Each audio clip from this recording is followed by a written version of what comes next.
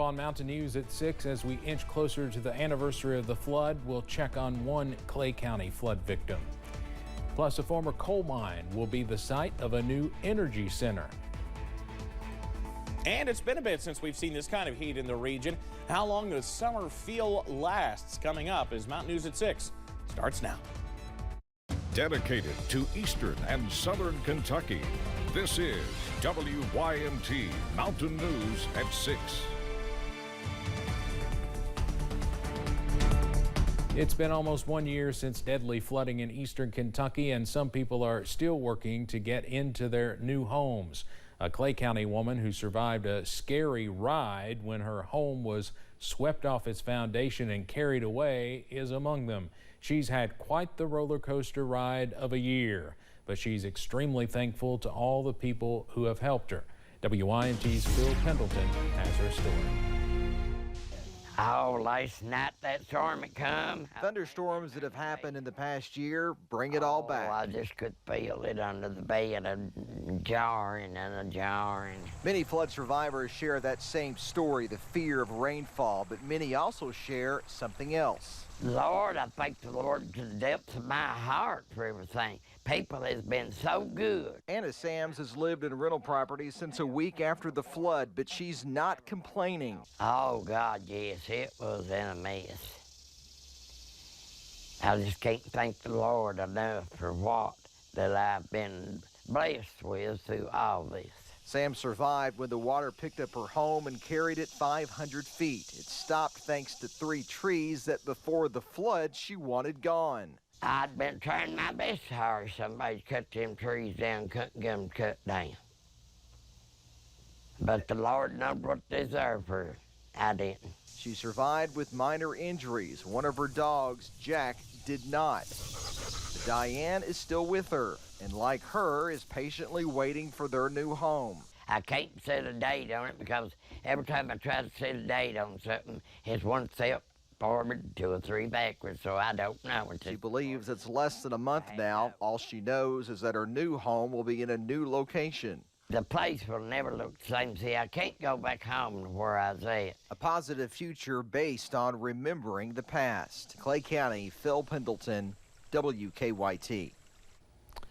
Sams tells us she is very thankful to the many people and organizations that came to Clay County to help her and her neighbors recover. During last year's historic flooding, firefighters with the Hazard Fire Department assisted in rescuing more than 50 people from the floodwaters, and recently the department was recognized as one of 4 departments across the country to receive the Higgins and Langley Memorial Award in Swiftwater Rescue, which honors outstanding achievement of swiftwater and flood rescue. Firefighter Jared Smith says it meant a great deal. We don't do it for a pat on the back, but you know, everyone in this community should be proud, you know, because that's Hazard and Jakes Branch. You know, that's local names, Eastern Kentucky, up there with all the big ones. So it means a lot. Following the flood, the department has also received grants for new rescue equipment, adding an inflatable rescue boat with a 30-horsepower motor, along with about $20,000 worth of equipment such as the wetsuits, life jackets, and rope bags needed. A Letcher County church, Millstone Church of Grace, is still working to rebuild after the July flood.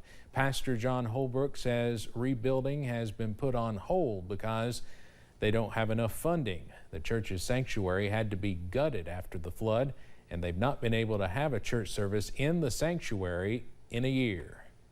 You know, so this devastation that came out of the flood, there was good that came out of it. You know, it come a time that this church was needing upgraded. You know, it's been here for 42 years. I mean, look at the beautiful windows. I mean, you know, we got beautiful windows now. Holbrook says although the process has not been quick or easy, he knows it's all part of a bigger plan. We'll have more about the church's progress at 11. We have told the story of how Knott County couple Daniel and Ruby Jacobs survived the flood and when they moved back into their home.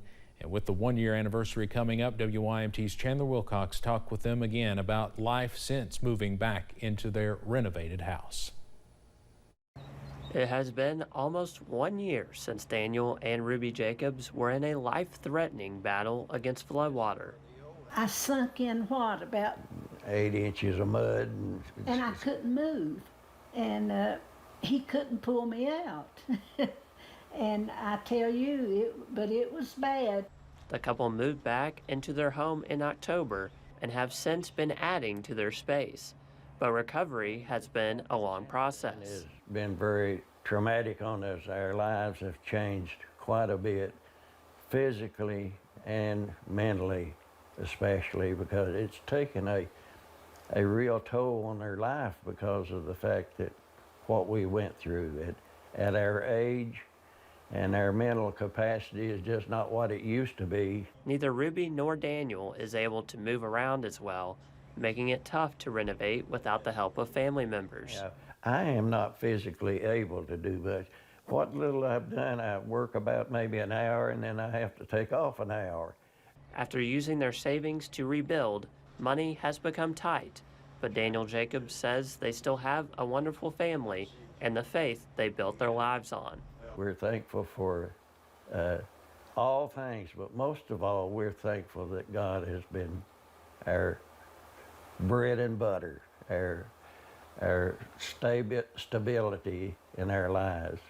Now the couple says God's plan for them is to continue spreading what they believe to the world. In Knott County, Channel Wilcox, WYMT Mountain News. Daniel Jacobs also says they are still trying to rebuild a retaining wall behind their home, but they've had trouble doing that because of a gas line in the ground.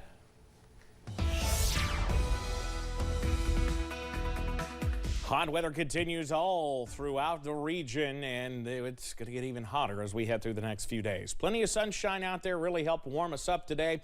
Here's the view from our Pikeville Medical Center camera where things remain sunny.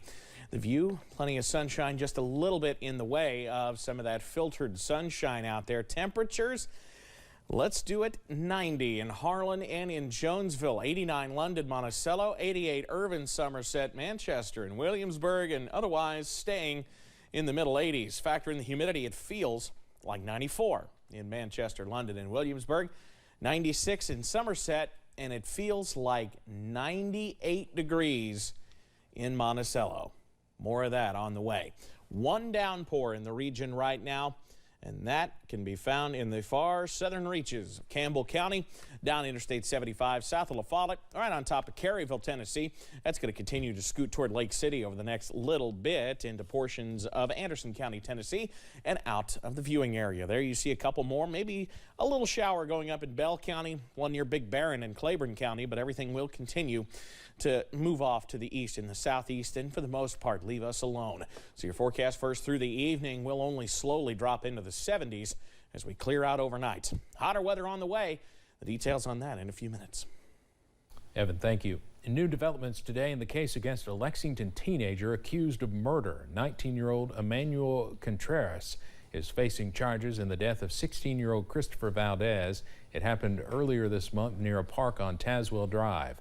Valdez's niece, Jacqueline Garcia, was in the courtroom for a hearing and shared how hard the past month has been for her family.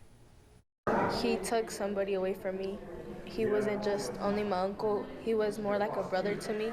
It's been painful, hard, knowing that we won't get to see him again, but we're staying strong. A not guilty plea was entered for Contreras last week. After today's hearing, the case was waived to a grand jury. Police say another 16-year-old who was with Contreras also faces charges in the case. Bluegrass realtors say housing inventory is limiting options for buyers. The number of available homes is down from last year by 14%. Bluegrass realtors says inventory levels have gone down year over year for the third month in a row.